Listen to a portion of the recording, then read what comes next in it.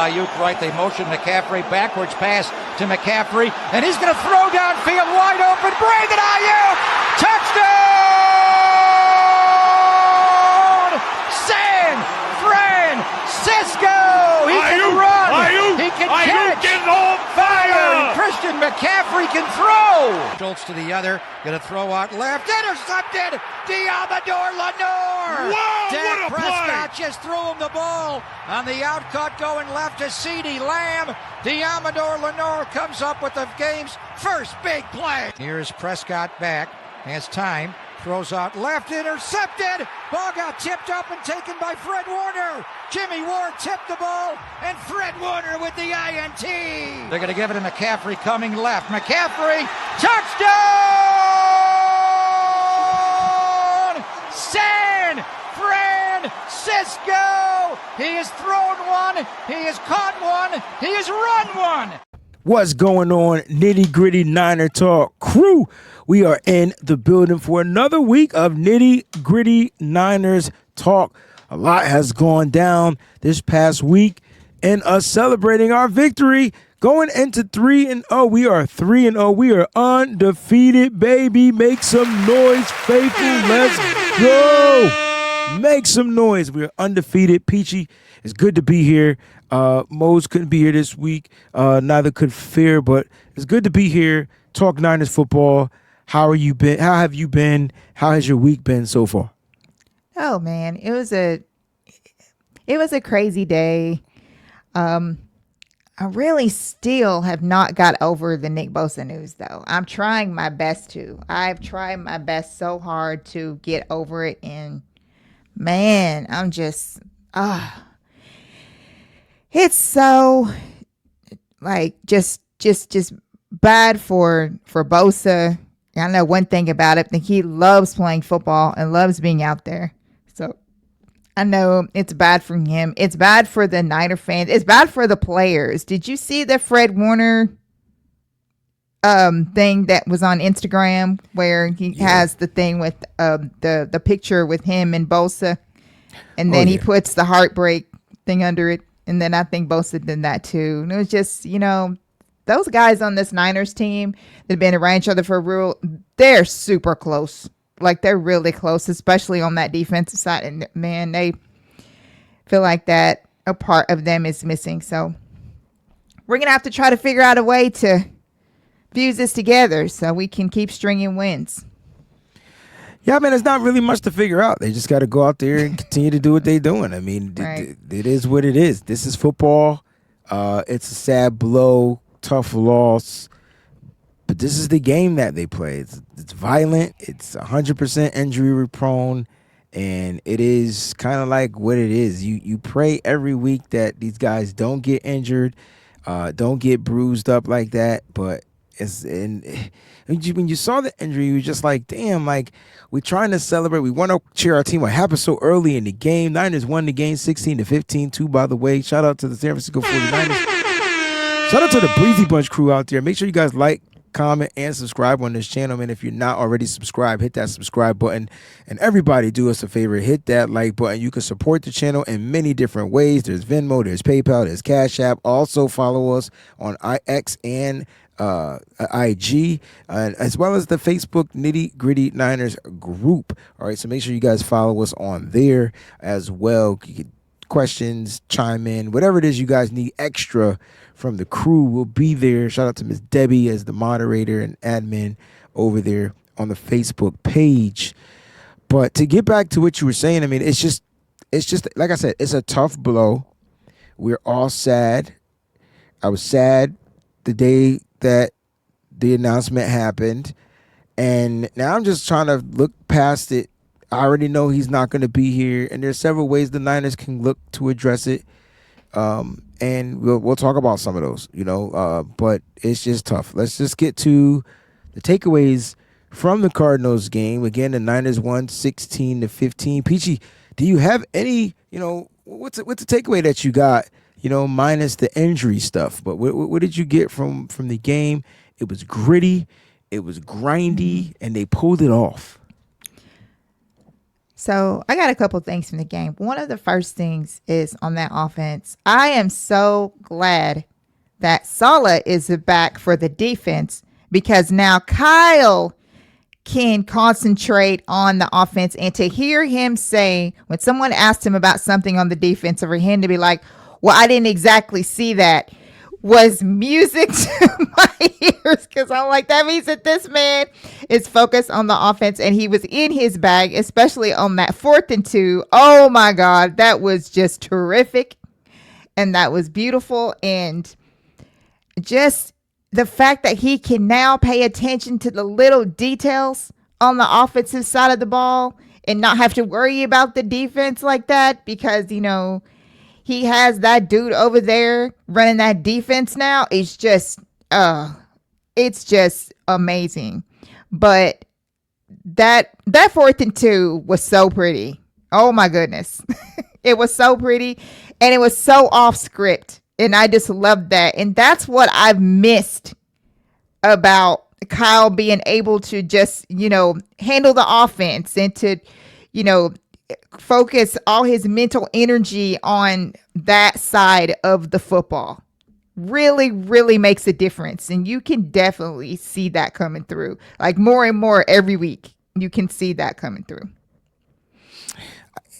Like the first 4th and 2 was an epic fail. The second 4th and 2 was a wing and a prayer. And so it's like, you know, you you drop back and you pray that this ball gets to where it gets to. And it did. And you got to shout out Ricky Pearsall for making the over-the-shoulder catch. Mm-hmm. You know what I mean?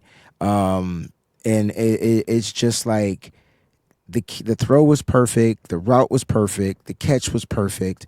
And it just gave the Niners that little bit of energy that they needed to try to get over the hump. You know what I'm saying? And so, yeah, I think this team is built off of grit, and they have talent that is young, and it just needs some time to develop. And the best time to develop it, in my opinion, Peachy, is early in the season. Mm-hmm. They're not trying to figure it out later. They're figuring it out now. If we're gonna lose, we're gonna lose now. Yep. Right. So they're not losing, and that's the crazy part, you know. And they're finding ways to win these games. And you know, you and I could go out and say, "Hey, man, the first 3 games were gritty wins." Yep. Nothing was dominant. We didn't dominate against the Seahawks. We didn't dominate against the Saints. Nope. We didn't dominate against the Cardinals.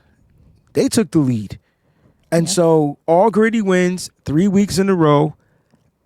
And it's just crazy, like the way that they were able to go out there. And so my takeaway is this team continues to show how resilient they are. This was not a good game. Right. It had a good drive to cap off the game. There was some good big plays that were made in this game, but this was not a good game. This was not a good game. And so the game plan, and I'm going to be honest with you, PG, I expect the game plans to kind of look like this and on out, because the Niners are struggling to run the ball. Teams are playing to stop the run. The Niners have to throw the ball. You got Mac Jones dropping back 41 times in this game. He dropped back 29 times in the last game. So that's what you're getting. Or maybe 39 times in the last. This is what you're going to get.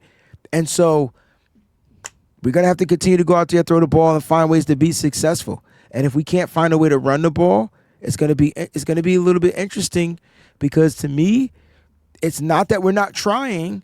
It's just that the teams are prepared for it and they're taking it away. And so they're putting the games on the quarterbacks. This is why our quarterbacks are hurt.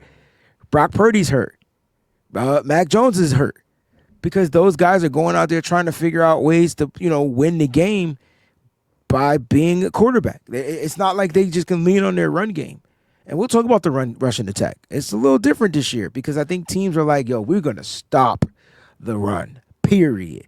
Force these quarterbacks to throw the ball. So that's not nothing negative in my opinion. It's just like the Niners just still got to figure out some other ways. And, you talked about the losing Nick Bosa. That's a blow on the defensive side. Who knows how much stress that's going to put on the offensive side to want to go out there now and put up all these points when we haven't been doing it for the first 3 weeks in the NFL. Right. And so it just sounds like it's going to have to be another gritty win. And can they get it done at home with the Trevor Lawrence and company coming into town? They got the number 3 running back, rushing leader in the league, Travis Etienne, coming into town. Like, people could talk trash about the Jaguars all they want, but they're a top team. They're 2-1, and they're a top team in the league right now. Good news is it's early. So with all that being said, with what you were talking about, it actually made me think of another point. We went down the field and we won on a game-winning field goal. Had we had missed that, then we would have other things to talk about. Whatever. So, you're right. It was as gritty as it gets because anything could have happened on that, with that field goal try. So, I'm glad he made it. Right. To me, 100%. He came out there extra confident, like he knew he was going to make it. It's a difference when your kicker knows that they're going to nail that. Mm-hmm. And so moving on from Moody obviously was the right move. But he knew he was going to come out there and nail that. And he knows his opportunity is slim to none. I mean, he wasn't kicking for anybody. He's been out of the league. Yeah. And so this is a great situation for Pinedo to be in. And he has to just keep showing that he's confident. And the more confidence that he shows, the more he's just going to be loved, welcomed. He'll start to build his relationship with the head coach. You heard Carl say that I don't really know him. Right. I don't know how confident he is. I don't know him yet. And so we'll see. But again, like, my takeaway from the game is their resiliency. Yes. I saw a team just say, we're not going out like suckers. And they didn't. And That's they didn't. And that right there is where I credit Christian McCaffrey. It's where I credit Mac Jones. It's where I credit Sky Moore. It's where I credit Kendrick Bourne. It's where I credit Ricky Pearsall. When they needed those guys to catch a pass, they all stepped up. And that, my friend, is resiliency. All right. So I have to ask you the golden question because, this is the golden show for that. So to ask you nitty gritty. Do you think if James Conner hadn't have got hurt, you think if he had remained in the game, do you think anything would have been different? Do you think the outcome may have been different? I think that's a great freaking question, right? Because James Conner is the type of running back that wears defenses down. Yes. And the Niners, in my opinion, still aren't the best against the run. And even though they were holding James Conner, to his runs, no explosive runs, blah, blah, blah, blah, all that good stuff, I just think in that third, fourth quarter, we'll never know. And if we were getting the James Conner that we know before this injury, there's a possibility that they would have been able to sustain some of those drives because they would have had their bell cow out there.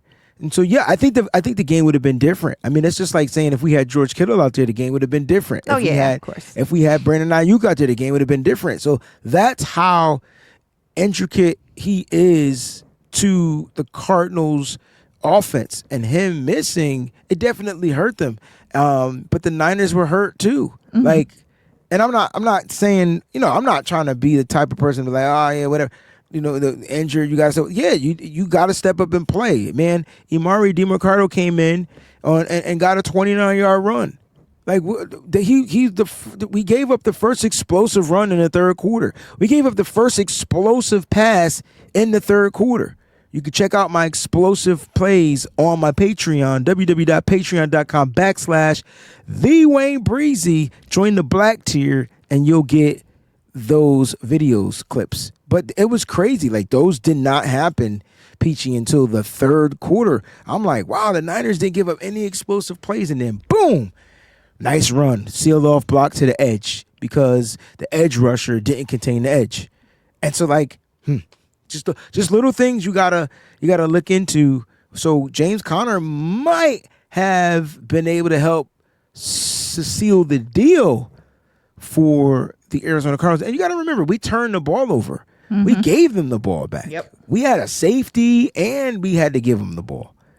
And we threw an interception. Like, we literally lost the turnover battle in this game, in my opinion. Speaking of safety, do you think that was a safety? Which one? The one that we got called, or the one that Kyler Murray was in the end zone? Yes. Yeah. So no, it wasn't a safety. And so following the NFL rules, according to the NFL rules, it wasn't a safety. Now, here's how that would have been a safety. Kyler Murray was in the end zone, right? Now, if he had the ball in the end zone ready to throw it like this, it would have been a safety. But because he had the ball out of the end zone ready to throw it, it wasn't a safety.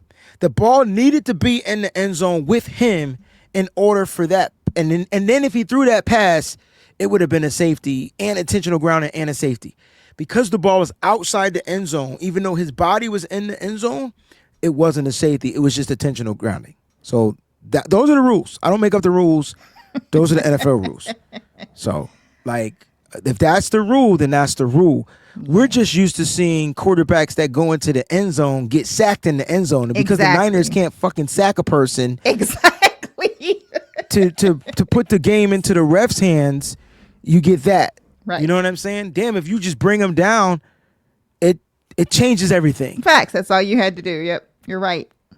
You're definitely right about that. I'm not saying it's easy though. I'm just saying, damn, just get the claw paws around them and just pull them down. You've got to be stronger. Your defensive players got to be stronger than him. Period. So that bothers me. But those are our takeaways from week 3, 16-15. Niners got the dub. We'll talk about week 4 shortly. Let's get to some 49ers news and updates. Wide receiver Demarcus Robinson is set to make his return. He is off suspension per the NFL, but there's some loopholes around that. Kyle Shanahan said that, he might not be good to go this week, so we'll see what happens. But I believe on Thursday, they have to make a decision if they're going to activate him to the roster or not. So they get a little bit more time to kind of like play around with the situation.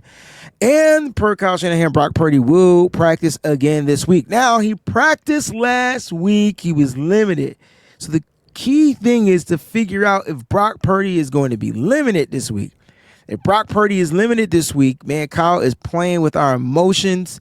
And he'll be another game time decision, ladies and gents. But I think this will be the week Brock Purdy opens up at home. What do you think, Peachy? I think so, too.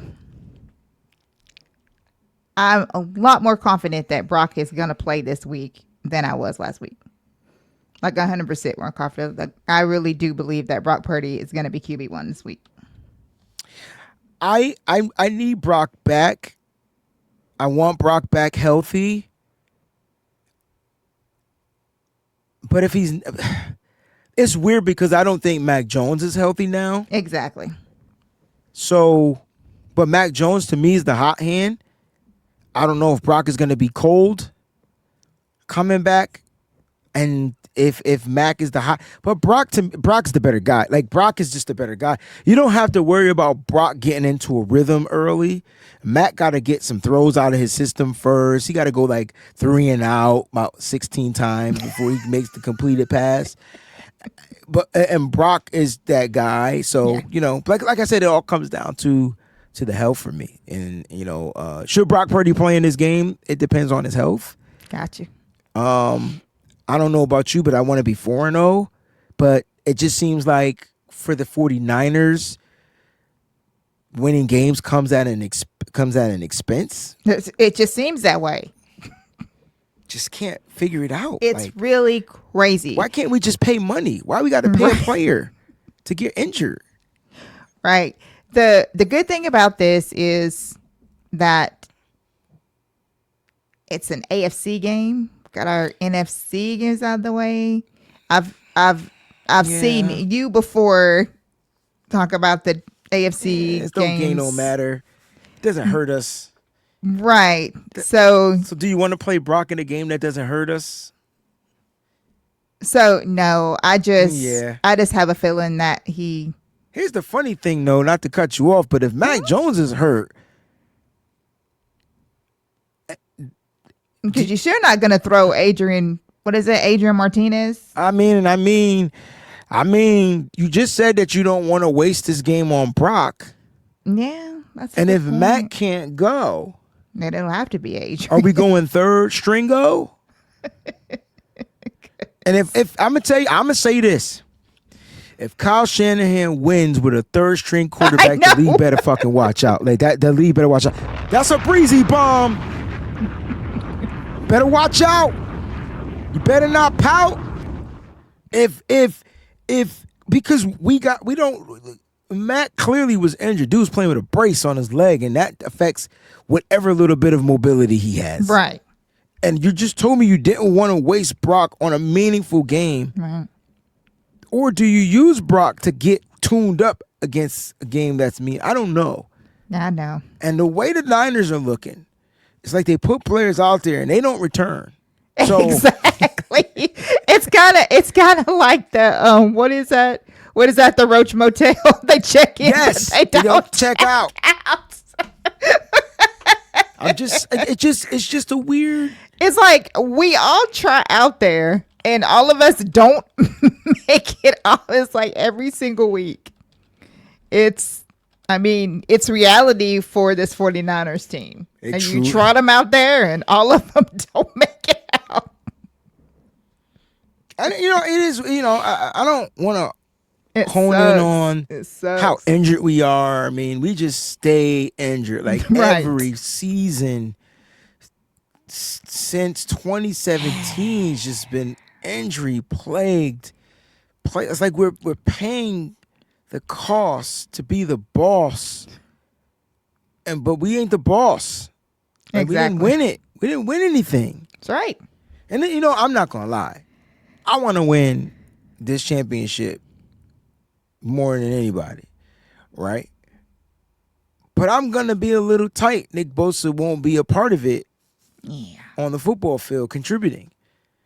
So, do the Niners chillax this season so that he becomes a part of that? Or do they continue to just be in and see where the road takes them? Because if they do chillax, let's just say they lose their star defensive player. And let's say the Niners just can't win games anymore. Man, that first pick, that top pick in the draft, man, gonna look Purdy. You know what I'm saying? But that's a whole nother season. Yes. Whew. I'm getting hot flashes. Yeah. And I'm not supposed to get hot flashes. That's crazy to think. I know. I don't want to think that, but I'm just saying, like, I believe the Niners are gonna come out compete. They still don't have George Kittle. Who knows if he's gonna even come back off the IR in week 5? Yeah. Do you rush Brandon Ayuk back? Right. Brock Purdy's dealing with whatever. Yeah. I don't want to have these conversations. Speaking of roster moves, the Niners, not only they worked out several players, including defensive back Shiloh Sanders, so potentially Shiloh Sanders may be getting signed. Renardo Green has a neck injury. Mm-hmm. Now, he got cleared. I believe he returned in the game, but he has a neck injury now. And now the Niners are a little short. Now, Jalen Mahoney was on that list too, but William Bradley King, defensive end, signed to the practice squad. So now the Niners have a third edge rusher on the PS. They had to make room for him, so I need to see who they're going to be releasing. So Bradley King, Travis Gibson, and Robert Bill Jr. He might be the expendable. They might keep two. I think that's what's Yeah. I think it might be time. Yeah. I it's unfortunate for him, but it is. He just couldn't rush he's just not a pass rusher. They need guys that can help generate pressures, and I just don't think that's what he's good at, as far as generating pressure. So Shiloh Sanders, let's talk about him a little bit, because how interesting would that be? Now, here's my theory. We play Travis Hunter this week. Mm-hmm. And no one knows Travis Hunter better than Shiloh Sanders. That's right. Because he had to defend him and he played with him on defense. Remember? They were on the same team. That's right. And so what if they bring in Shiloh, they work him out, and they sign him to the practice squad, just to kind of like help on, Travis Hunter.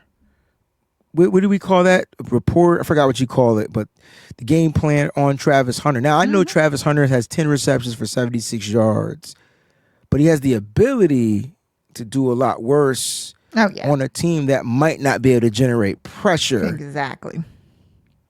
On a quarterback that may look to just dial it up and chuck this ball down the field, where Travis Hunter that's probably his strength. I'm just curious, what are your thoughts on Shiloh Sanders? Should the Niners be in on him, or? I think that is a really good theory. I think they just brought him in so they could pick his brain, kind of, dig into some of Travis Hunter's psyche, like some of his tendencies and different things that he does, on offense and defense, because as we know, he plays both. So it's definitely a player that you have to have some form of insight on. Right. I don't think that the 49ers are interested in him other than that. I mean, they need another DB because of the injury yes, they do. to Renardo Yes, they Green. do. And Saron Neal, who is that DB that I think Shiloh kind of, he's dealing with that concussion. We haven't heard much about him. I forgot about that. Yes. Yeah. So I feel like Jalen Mahoney would be the guy. He's the guy that the Niners are familiar with. Yeah. But I like the Shiloh Sanders workout, and perhaps it works out for him in the Bay. I mean, who knows what was going on in Tampa? It was hard to make that roster. Right. That secondary was kind of legit. Yeah. He's coming to a secondary that's not as legit. So he'll have a better shot if he worked out well. You know what I mean? So, yeah. We'll see. You want to read the injury report? We got the injury report going on as far as players. We already talked about Nick Bosa, so we don't have to mention him again. We're going to talk about on ways who will fill in for Nick Bosa for sure. But go ahead. You got this. So defensive lineman C.J. West has a broken thumb, which will require surgery. His status is unknown, but he may try to play with a cast on. So anyways, he put in that position where he's going to have to do that. And then Juwan Jennings, he, of course, is day-to-day again this week. And Mac Jones has the knee, like we talked about earlier. Renardo Green has the neck. And defensive line Mikael Williams has a wrist. So we got some banged up players, man. Indeed. And it's like, these aren't the only injuries. This is what happened from the game. Right, yeah. And so Jordan Watkins dealing with the hamstring injury. Yes. He might be a candidate for the IR. Mm-hmm. Especially with getting DeMarcus Robinson back. I can see the Niners shutting him down for the season. Yeah. Doesn't even make sense to have him on the active roster. They kept him up until like the DeMarcus Robinson. So I'm expecting Jordan Watkins to be, submitted for the IR for the year and be shut down, and it'll be his redshirt year. And he'll get an opportunity next year once some of these contracts expire on some of these one-year deals. So the Niners will have room there. But yeah, there's other players that are dealing with, some injuries as well. Hopefully C.J. West will be good to go. It's going to be interesting to see how well he can play if he does play with the cast on. Mac Jones with the knee injury, that's a problem because we're trying to figure out if Brock is not ready and Mac's knee sucks. It's Adrian Martinez, ladies and gents, going against this tough-ass Jacksonville Jaguars defense. Yeah. And that's that. I'm not confident in that. Like I'm not confident. We got to do score predictions, and I don't know what to score predict because I don't know who's going to be playing quarterback. It's crazy, right? Right. It's crazy. So those are some of the injuries. We'll keep you guys updated for sure. Let's get to these week 3 power rankings because PG, I'm gonna keep it a buck. They got me scratching my head a little bit.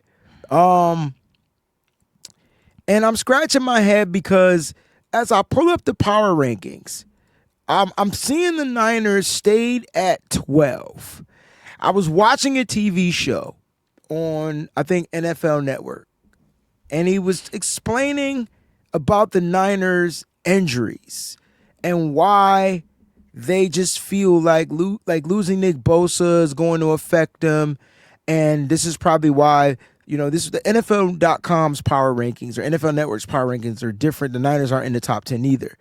But right here, the Niners are at 12. They're a 3-0 team, and I'm curious to know, what are your thoughts about that? You know what I'm saying? Before I give you my take, you got the top two teams that are 3-0 at 1 and 2. Rightfully so. Eagles should be number one. Until they're beating, they're going to always be number one. They're the Super Bowl champs. That's right. You got the Bills dominating in the AFC, but to me, they still don't even look like the best team in the AFC. No. I think the Chargers are the best team in the AFC. But you got the Bills up there. You got Chargers at 4. I'm just going with the 3-0 teams, okay? You got the Bucks at 5, all right? You got the Colts at 9, okay? So you mean to tell me Daniel fucking Dimes? Never mind. Danny Dimes and the Colts are higher than 12, and they moved up 4 spots. And then you got the 1 and 2 Ravens and the 1 and 2 Chiefs. I mean, they're literally 1 and 2. Exactly. So how are the Niners not at least in the top 10? Because the damn 49ers just do not get the respect. We always have to snatch respect because we're 3-0. It doesn't matter how we're 3-0. It doesn't even matter who we played. Baltimore and Kansas City are 1 and 2. So I don't understand why the 49ers shouldn't at least be 10. At least 10. Bucky Brooks, I think he has us at 8. Okay. Which was a lot more reasonable. That was probably the most reasonable one that I've seen is Bucky Brooks. Top 10 is where I feel like the Niners should at least be in the power rankings. And a lot of people don't care about the power rankings, but when your team is being disrespected, I think that's where it kind of shows. And we're going to rock with PFT. Yeah. Because I want to see if PFT changes their language when the Niners go to 4-0. And I get it. The Niners played the Saints. But the Niners played the Seahawks, so they got them ahead of the Seahawks because we beat the Seahawks. Exactly. And then they got us ahead of the Cardinals because we beat the Cardinals. But the Cardinals were undefeated when we played them. And they even moved up 1. So how do they lose and move up 1? This got to be the dumbest power ranking situation I've ever seen in my life because I don't understand I don't understand it. Now, Lions are 2-1. They started the season off 0-1 and they won 2 straight. Okay, cool. The Buccaneers are finding ways to win, but who the hell did they beat? They beat the freaking Jets and they moved up 1. Exactly. They beat the Jets. The Jets are 28th on this list. They beat the Jets with a field goal and the Jets should have won. The Jets had the game. So how they 5? Who else did they play to be 5? They take a big dip on their injury situation as well because they lost Mike Evans for a few weeks. So this doesn't make any type of sense to me, logical sense, for where the Niners, who are 3-0 as well, because you can ask yourself, who did the Colts beat? They play the freaking Titans. They got the weakest division in football. Exactly. Yeah, I'm with you. The only thing that I can see that PFT is doing at this point, I think they're just setting up a narrative. And when you have a narrative in mind, because just looking at it, you can it has narrative written all over it. You can literally see the narrative. It's really crazy because it's Green Bay got beat by the Browns. Okay. The Browns are what? 21? Yeah. 21. We're the Packers? The Packers. How are they 7th? Right. So, see, it's just, I think there's just some kind of narrative set up unless PFT is looking at the injury to Bosa and thinking that that's going to be our downfall. That's fine, but there's injuries on all of these teams. Exactly. The Chargers lost Rashawn Slater at what? Because they proved that they could win without him. They're low. It doesn't make any sense. Yeah, understand. I got you. Yeah. Okay. Well, we're gonna let it rock. We'll let it rock. It is what it is. But we just wanted you guys to get kind of familiar with how that's going to work. And since we're talking about Nick Bosa, let's talk about Nick Bosa. Like, PG, no moves have been made other than the signing of William Bradley King. And so who's going to fill in for Nick Bosa? Like, what are your thoughts? Who's going to fill in for him? Who do you want to fill in for him? What are your thoughts on the situation with Nick Bosa being out for the season with the torn ACL? I know who my dream guy is to fit in for him. On this roster. Yeah. For on this roster. Yeah, because they're not making any moves right now. They don't have to. I know. The thing is that it's going to take more than one. It's going to take several. Okay, so who the several options? I do think that you do go to the practice squad. And I think that you elevate guys like Travis and I'm missing somebody. So if you elevate, okay, so let's have this conversation because if we're going to elevate a guy, that means we got to demote a guy. Right. Right. So who are we looking or make a player inactive? I think that's how it works. Sorry. All right. So let me pull up my sheet so we can look at the depth chart. And I'm glad we're doing this because I got to add. Yeah. I got to add a player to it anyway. So let's go ahead and share the screen. Because I think this is interesting. In my opinion. Because I'm curious to know who are we looking to add, all right? And so I'm going to go ahead and we add to the practice squad. So I'm going to add him to the roster right here. And right now we haven't deleted anybody. So let's put him on I got Gibson up here twice. My bad, didn't mean to have him twice. So let's put William Bradley King here. All right, so just looking at it, it's Bryce Huff, Yetur Gross-Matos, William Bradley King. It's Michael Williams, Sam Okuwanu, Robert Bill Jr., and then Travis Gibson. So your two practice squad guys are these dudes. Okay. Bradley King, three of them actually, and I'll bold him too. So you got three practice squad dudes. Robert Bill Jr. as far as edge rushers. Right. All right. So those are your three practice squad guys. We know that C.J. West is dealing with an injury, so we'll go ahead and it's just crazy, man. Like it is. This wow. This is getting crazy. I'm not even gonna hold you. He's got a freaking surgery on his thumb.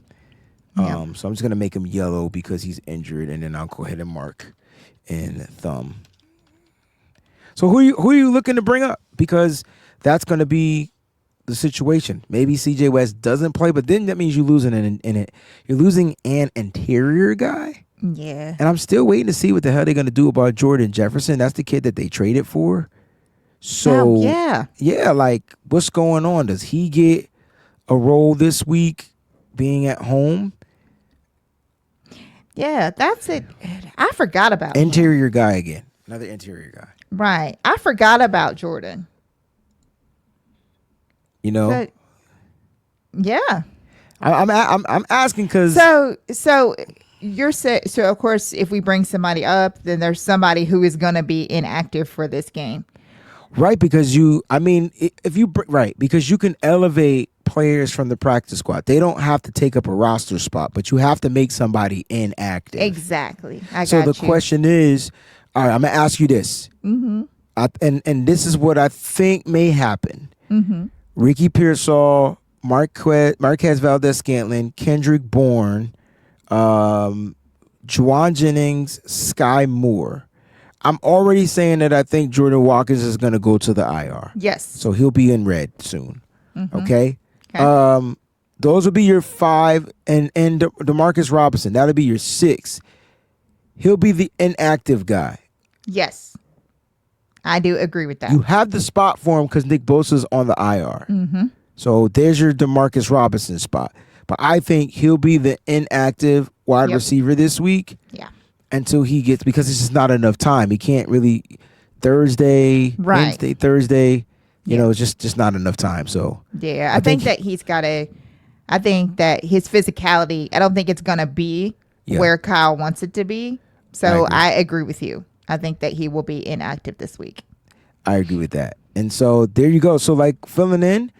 Who do you have filling in though? Like, so you said it's gonna be a practice squad guy. So who are you starting in the front 4? Or who are you starting for Nick Bosa, basically is what I'm saying. Are you starting, I'll give you your options. Are you starting Mykel Williams, Sam Okuwano, Robert Bill Jr., or Travis Gibson? Those are the guys that are lined up on the right side. Got you. Oh, God.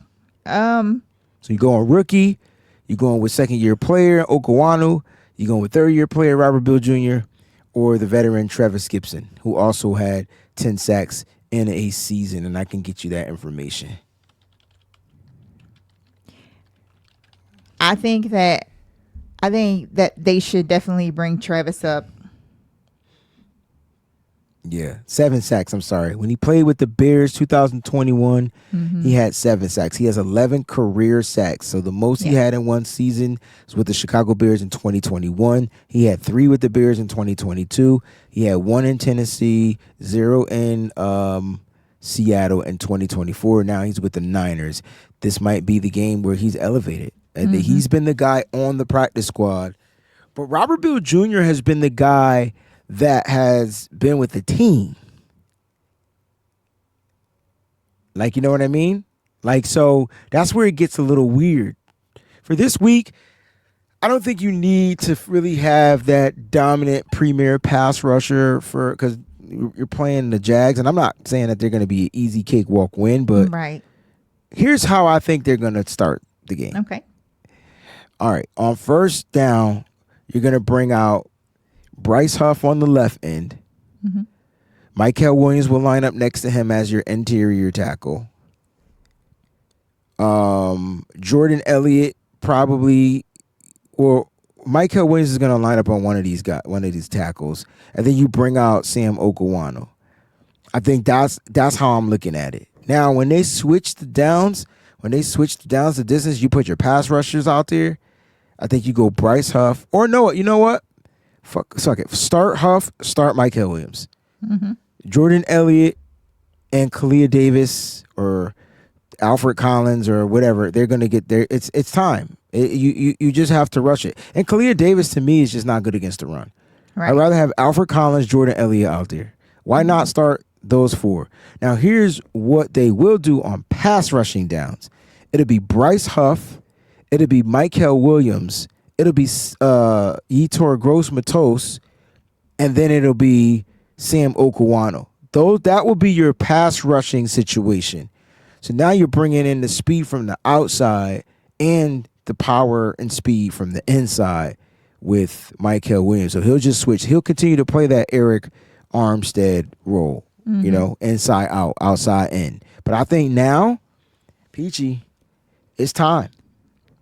It's time. You are a first-round draft pick, sir, and it is time. He's gonna. It just happens to be his time where he's gonna be utilized, and I want to see my first-round draft pick out there setting the edge, which is something that he struggles with. That's right. And so it is time. And we'll see what happens. So who will fill in for Nick Bosa? Peachy said it earlier. Everybody. It's gonna take a collective group. Collective group. Now, this is an interesting statistic that, you know what? Interesting is the wrong choice of words, PG. This is mother freaking alarming. This is fucking alarming. Like, I'm gonna be honest with you. And so, shout out to SF Data Niners. All right, this is interesting because we want to pull this out because we want to talk about this. God. Don, don't God it. Let's have this conversation. Niners have 0 rushing TDs. We're the only team in the NFL after the first 3 weeks without a rushing touchdown. They tried last week. Christian McCaffrey kept getting stuffed. Somehow we just struggle at running the ball in. I'm trying to find out. The Jaguars are tied in 9th. They got 3 rushing TDs. They get around that goal line. They punching it in. Bashal Tutin and Travis Etienne. They're getting in that end zone. Peachy, I got to ask you this question. Any concerns about the 49ers run game? Any concerns? Yes. So let's talk about it real quick, Dial it up. Which one concern you got? What's most concerning for you? Like, we have to find a way to run the ball, but not only do we have to find a way to run the ball, we got to get the running backs more involved with this. Because we have, so we got B-Rob, Brian Robinson Jr., right? And I know that he's getting adjusted and whatever. He's got to have more to do with this offense as well, because he's also got to help this run game. Because we have to get it going, because if we don't get this run game going, we're going to run into some serious trouble, and we could actually run into some trouble this week with Jacksonville. We can't have Mac Jones, Brock Purdy, whoever it is out there throwing like 12,000 times during the game. But we have to be able to get these running backs going. They got to utilize the running back. That's one thing that is a weakness right now on this team to me, is the way that the running backs are being used. You just got to figure it out. So it's hard to figure out when you put 9 people in the box. I don't know how you run with. No, don't say and then say they got. You can't say and then tell me that they need to run the ball. Like, we know that running the ball is part of Kyle Shanahan's game plan, but it's hard to run the ball with 8 to 9 people set up to take away the run. What every defense is doing so far, the first 3 games that I've seen, you're playing against top run defenses, and they're putting everybody in the box. And so you can't say we got to run the ball and then cry about players getting injured at the same time because you're running into 9 people. It doesn't make any sense. So I don't know how to run the ball against 9 people. I don't think Kyle Shanahan I don't think the team can physically run the ball against 9 people. It would take like a miracle for them to either break outside. You definitely don't want them running in through the teeth of the defense. We had 3 plays that just went for negative yards trying to run the ball against that type of a box. I prefer no negative plays. And so, honestly, the only way to negate that is by throwing the ball. And so, Mac Jones, Brock Purdy, they got to throw the ball. You got to make the defense change the way they play. That's the only way. And so, until defenses, until these teams, Peachy, start respecting, that's why Ricky Pearsall is so important. Because the more he does down the field, the reason why he's open is because there's 9 fuckers up there in front. There's 2 people. There's 8 people up front and 3 people back playing coverage, and he just find a hole. So I agree with what you're saying, but it's not as easy as what you're saying because the way that they're defending it. And so we just need to continue beating them. And if Brock and Mac has to throw that ball down the football, it sucks that we got to say Brock and Mac, right? We can't just have a fucking starting quarterback because Brock hurt and now we don't know what's going on. But my point is, whoever's playing the quarterback, they got to continue to throw the ball successfully. And Here's the issue is they not respecting the 49ers wide receivers. Now, if you had George Kittle in here, it's a totally different game. Mm-hmm. But unfortunately, we don't have him. So what's the point of talking about it? And week 1, we were able to run the ball. Christian McCaffrey rushed for more yards in week 1 than he did 2 and 3. I wonder why, though. George Kittle was out there for the first series, and that's when things were happening. After that, it was stack the box. Ricky Pearsall's got to beat us. Juwan Jennings got to beat us. You told me how trash Juwan Jennings was week 1. So that's how rough it was. So I'm hoping this week, if Juwan Jennings is healthy and if Ricky Pearsall continues to take strides, I'm hoping this week defenses will start to respect the San Francisco 49ers wideouts. That's the key. The key is they're not respecting those wideouts. But we got to keep turning up. We need 100-yard games. We need this because you can't successfully do both. You either play coverage or you play the run. And when you oversell on the run, there's people going to be open if he can get the ball out to him. So that, to me, that's how you run the ball effectively. And that's weird to say because we say, oh, we need to run the ball so we can set up play action pass. Absolutely. That is 100% correct. But it's so hard to run the ball against 8 to 9 man fronts. It's just almost impossible. And then we're watching our players get beat up in the backfield. Oh, that's a negative play. Well, because we tried to run on 8 motherfuckers. Like, that is why it's negative. Throw the ball. Got to throw the ball. Kyle said it, too. He said it last week in the presser. He's like, yo, what do you want? You want us to run against this type of front? Like, this is what they're doing. And so, let's go ahead and get into the preview of the game because you just said this Jaguars defense. And let's talk about this Jaguars defense because, damn, offensively, they're ranked 8th overall in the NFL. Believe it or not, they are putting up yards. They're 13th in passing. They're 5th in rushing. We got to play against a top 5 rushing team. They average 141 yards per game. They're 14th in scoring. Peachy, they average 23 points per game.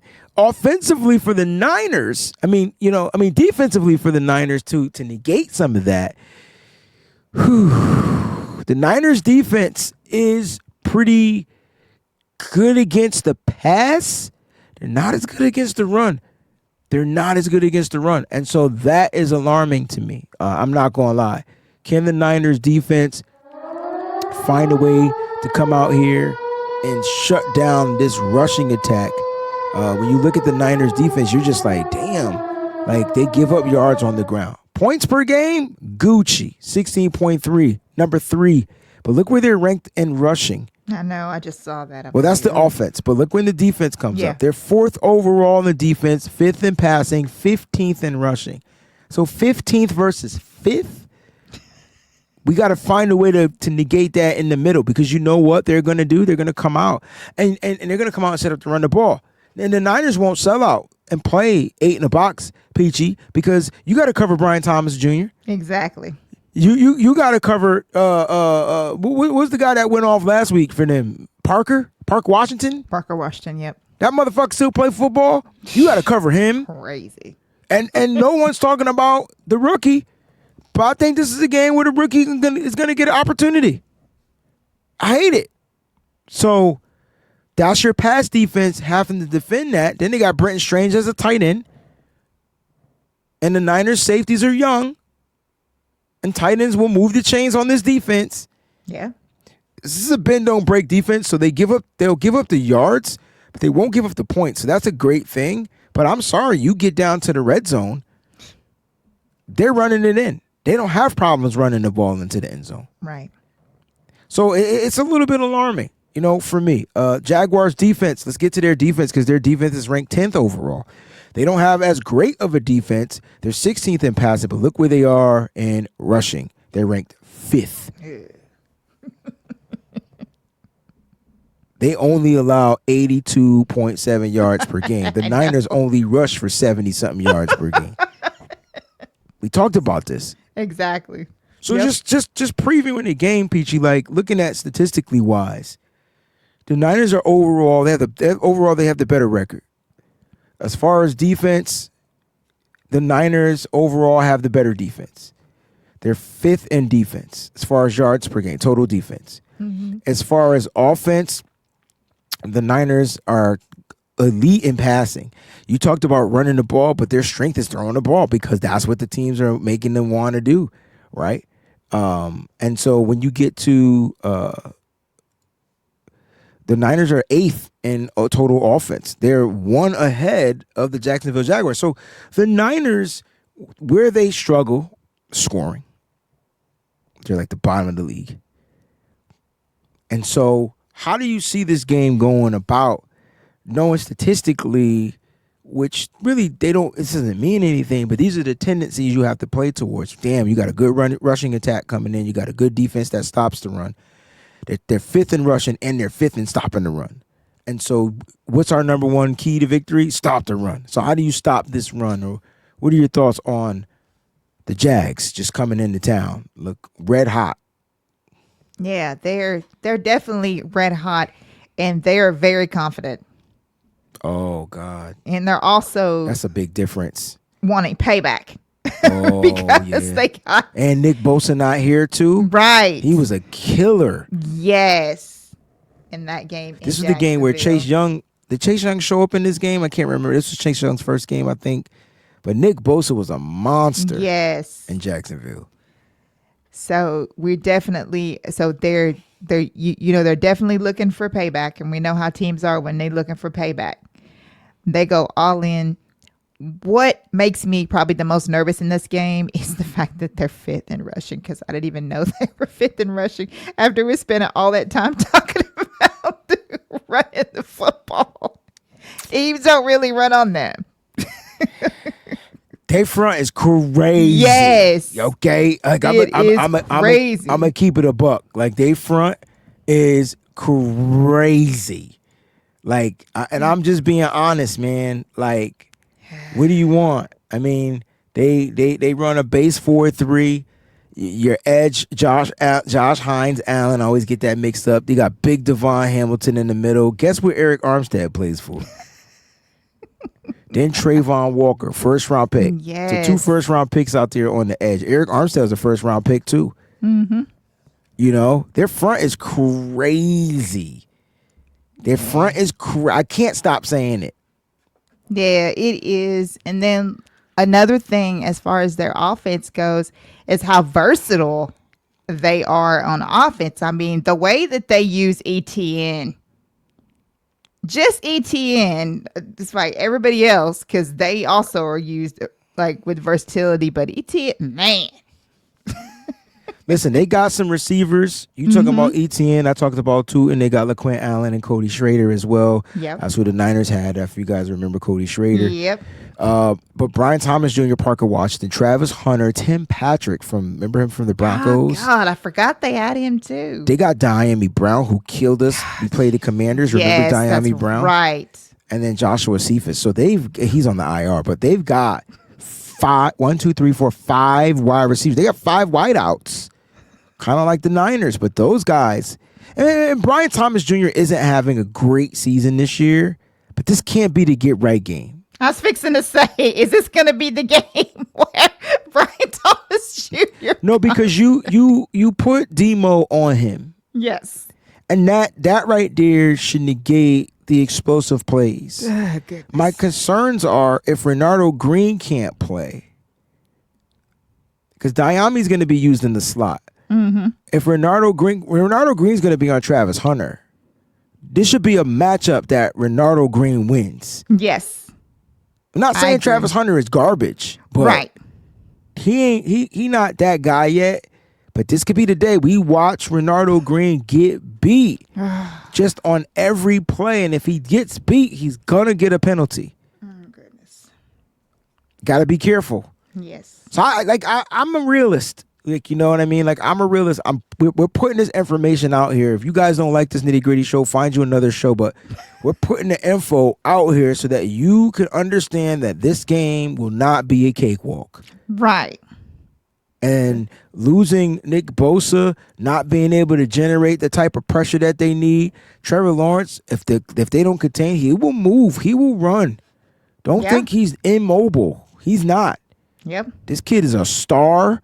He was a star coming out of Clemson, and he's just looking to get right.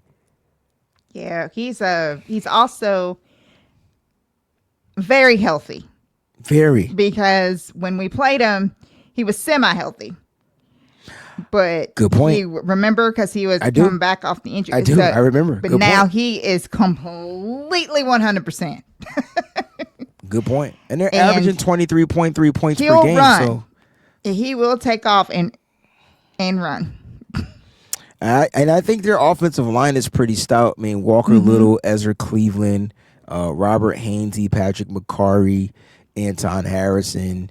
I think they're pretty stout up front. And so our defense, minus Nick Bosa, is going to have a day. They're going to have some time. It's going to take them a minute. You know, my thing is play straight up, rush 4, drop in coverage. If the 4 get home, they get home. You know, we'll see what happens. All right, let's talk about breakout players offensively and defensively for the San Francisco 49ers. You know how it works. You get to pick a breakout player on both sides. Who's going to break out for the Niners offensively from Peachy? You know what? I'm going to change the game up because I chose Ricky P 1 week. Well, Rick the Ruler. That's what I call him. Rick the Ruler.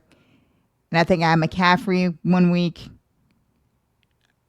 And so I'm going to say that this is going to be the game. I don't know how they're going to do it, but I think Brian Robinson Jr. is going to break out in this game. I think that something's going to break. I think that they're going to find a way. I think Kyle is strategically working on that, trying to get him more involved. He's amped up. He's ready. And I think this is a game for him to do it. I like that. I think you run at him. Right. And I like it. You know, you run at them. But you got to get them to where the linebackers aren't playing up front. Right. And if they're playing back and you got the 4 up front, you run at them. You got to watch the run blitzing from them, but I like that. And if I'm Kyle, I'm running at him with Robinson Jr. And I'm trying to get Christian McCaffrey out to the sides as much as possible. You know who we didn't talk about for the Niners? The health of Connor Colby. He had the groin injury last week. And so I'm hoping that he continues to trend upwards health-wise because, you know, he had – so on the screenplay to Christian McCaffrey, it should have been a touchdown. Yes. Do you know why it wasn't a touchdown? Why wasn't it a touchdown? First of all, let me just salute Connor Colby, who had the block of his life on that play. Play was ran to perfection. But there's this one offensive lineman that found a way to fuck it up. Can you guess who it was? Who was it? So Jake Brindle, right? And I'm saying to myself, yo, this dude is out. This is what the Niners were looking for. Yes. You got your center out, ready to kick the block. Yo, he went to block the guy and missed. So here I am like, yo, Christian, why you ain't cut to the outside, dog? It's Green Acres. Mm-hmm. Because the motherfucker missed. I was like, bruh, you dive, do something. Don't hold, but do something. Yo, straight up miss. I'm like, dang. Fucked up my fantasy shit because Christian McCaffrey could have had a touchdown. Niners would have been up and sealed the deal way better than kicking for a field goal. All because Jake Brindle blocked air. Tell me how I'm supposed to breathe with no air. That song was crazy. It blew my mind. I was like, dang. Did it twice in the same game. But on that play, where it was an explosive play, I was sitting there watching them. I'm like, dang, Brindle. All you had to do was just at least breathe on the motherfucker. Like, breathe on him or something. Something. He just did not block. The dude was just like, oh, you're not going to block me, so I'm going to take the inside leverage on Christian McCaffrey. And Christian McCaffrey had to use the juke button. Yeah. So Christian McCaffrey didn't even get tackled by the guy that Brando didn't block because Christian McCaffrey cut in. He did a 2 cut, like boom, boom, and cut hard in. Damn, the wear and tear on that man's feet and knees because he had to cut. It's just a block. When I tell you this, you're not going to believe me. But when I say Kyle Shanahan plays be perfect, like cat perfect, if the players just execute them. The play was designed to be a touchdown. But everybody got to do their job. Offensively, I like your breakout player. Give me who you think is going to break out defensively. Oh. I like Bryce Huff in this game. Yeah, he's continuing to trend up, man. He really is. Like, he's our version of Hines Allen. He has 2 sacks on the season, too. Yeah. It's just tough though for me because I know Bosa's not here, and part of that is because Bosa would line up on the opposite side, and you got Big Michael on the inside with Gross Matos. Like, it's just the Niners Robert Saleh had a thing. Yes, he did. He had a thing, and I don't think people understood it. It's gonna be a tall sled for Saleh this week, but I think the young guys are gonna step up. I like that. Any key matchups for you in this game? Is it like, give me a key matchup for you, and I'll try to dig up one. The key matchup that I have, because I freaking love running backs. So my key matchup, and it's gonna be a crazy one for Fred too, but I got Fred versus Tootin. Actually, I think that right there is gonna be interesting. Yes. Yeah. I don't know if you remember Bayshell Tootin, but he was the player that John Lynch met with at the NFL Combine. I do remember that. And the interview went really well, and he thought he was going to get drafted by the Niners. I know. Interesting. Love that matchup for sure. I'm going to go with the trenches. I'm going to go Trayvon Walker versus Trent Williams. Ooh. Yeah. That right defensive end versus that left tackle. Trent is definitely getting back into game shape. We do know he's dealing with the injury. Trayvon is a good edge rusher. Like, let's not act like he's not. He has 5 solo tackles. He has 2 sacks on the season. And he's good. I'll just leave it at that. So, 5 tackles this year, 2 sacks on the season. He had 3 tackles and a sack in the last game against the Texans. And I'm interested to see how Trent's going to be able to handle him. Because if you can negate this one dude, I mean, of course, then Colt McKivit's got to be able to handle Hines Allen. But you could use your tight ends to chip on that side. Henceforth, why I think the Niners may be able to try to run a little bit. And henceforth, maybe your breakout player, Brian Robinson Jr., will pan out. Score predictions! Let's get them going, Peachy. What's your score prediction in this game? Because I'm not going to lie, mine ain't going to be great. No. I have this game as low scoring. Okay. As low as last week? No. Not that low scoring, but still low scoring though. Okay. Oh goodness. I do have the 49ers winning. So I do have the 49ers going to 4-0. It's going to be a gritty game like we've been discussing. It's going to be gritty. It's going to be tough. It's going to be close. It's going to be another blood pressure game. It could actually be a game-winning field goal, but I don't want that. I do think the 49ers are able to get their first rushing touchdown of the season in this game. I don't care who it is. I don't care. If it doesn't matter who Matt it is. Jones, Brock Purdy, Trent Williams, Kyle Juszczyk. I'm trying to think of it. Just need to get a rushing touchdown. They need to pop that cherry. Like, get in the end zone. Exactly. So I'm gonna say 20 to. I'm gonna say 20 to 20-16. Okay, I like that. 3-point spread, 3-point favorites for the Niners in this game. You went with 1 point higher. Yeah. It's going to be tough for me to think that the Niners are going to score 20 points, but I think they do. And I think they get 24 points to be exact. So 3 touchdowns and a field goal. But I think the defense without Bosa, they're going to give up 17 points, which is right around where they are, a little bit over their average. So 24-17, touchdown victory.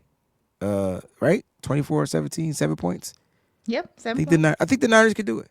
I think this is they got the win at home. They had some adversity at home. But I think now they're going to be comfortable that they're at home because they got to go on the road on a short week, and I think they want to make sure they secure the victory this week, which is interesting take now that I think about it. This might be one of those games where they just like bump it because we got to play the Rams. Oh, yes, I forgot that's week 5. Yeah, hate the Niners. In LA, right, on the road, on Thursday Night Football. Short week. It's 24-17 for me. That's what it is. They could give up the 17 points. They'll give up a couple of touchdowns and a field goal, but the Niners will outscore them touchdown-wise. And, it is what it is. I like it. All right. Guys, thank y'all so much for tuning in to Nitty Gritty Niners Talk. We always thank y'all for rocking with us. We truly appreciate it on the behalf of the whole crew. We appreciate you 1,000%. And we'll definitely see you next Wednesday for sure. And we'll be recapping week 4 and prepping for Thursday night football, baby, against the Rams. Peachy, it's been great. It's been a pleasure. It's been an honor. Faithful, we love you. We out. Peace. Hey. Breezie, gritty, this that Niners Mo's nose. Peachy, fear the dog. It's about that time, everybody turn your TVs on. The Mo's knows Peachy, Breezy, and Fair to God. They keep it nitty gritty when they bring you Nine Talk. We 2 gorilla, silverback, 9 silver You know it's hoes. busting good discussion cause we get it in. Every time we grinding, I was 8 to 10. We always play to win. The faithful going hard. It's WayneBreezie, Peachy, Mo's nose, and Fear to God. Let's get it. Nitty gritty, this the Niners Talk. Don't like it, better take a walk. Nitty gritty, this the Niners Talk. We outline players up in chalk. Nitty gritty, this the Niners Talk. Don't like it, better take a walk. Nitty gritty, this the Niners Talk. Niners Talk. Nitty gritty, this the Niners Talk.